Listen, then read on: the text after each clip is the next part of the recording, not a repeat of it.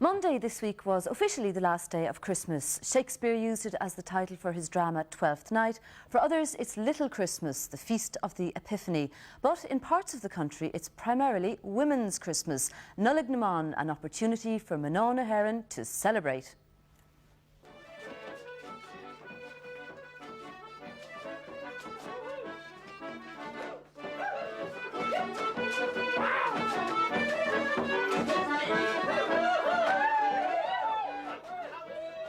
The women of Kerry have come out to celebrate their own Christmas. This is Nollaig on the Dingle Peninsula. Before the goose is cooked or the last candle quenched, there is time for togetherness. This is not so much a major celebration, but a winding down rather than a cold turkey out of the festive season.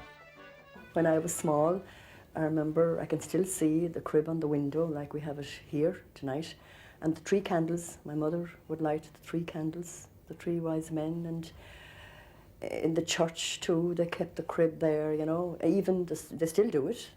It's not taken down until the Sunday after Christmas. I think there's a simplicity about the whole Christmas message. It's about powerlessness and about poverty and not knowing what's going to happen. And I think a lot of women can identify with that. You never know what's going to happen, you know. You know, we're not as certain about things maybe as men are in ways, you know.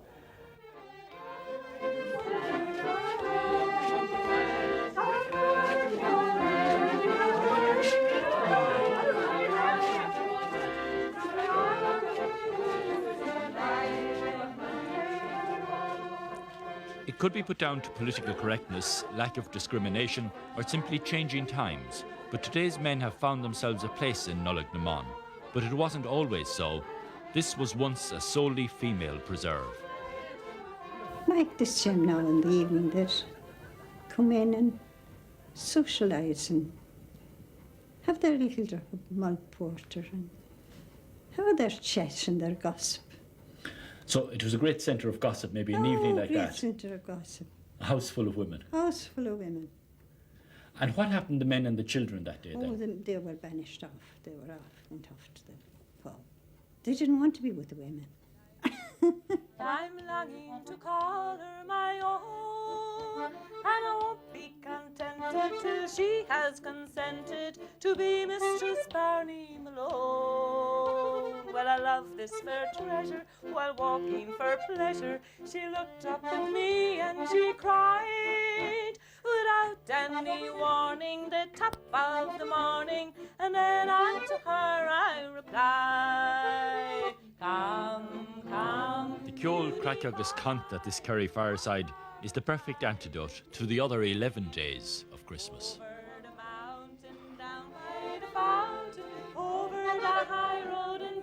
It was called Epiphany, you know, the 12th night, and I think it was always a winding down time, you know. You had an Nollaig, big Christmas, and you had a goose, and you know, and then Nollaig was a winding down of the big eating and feasting.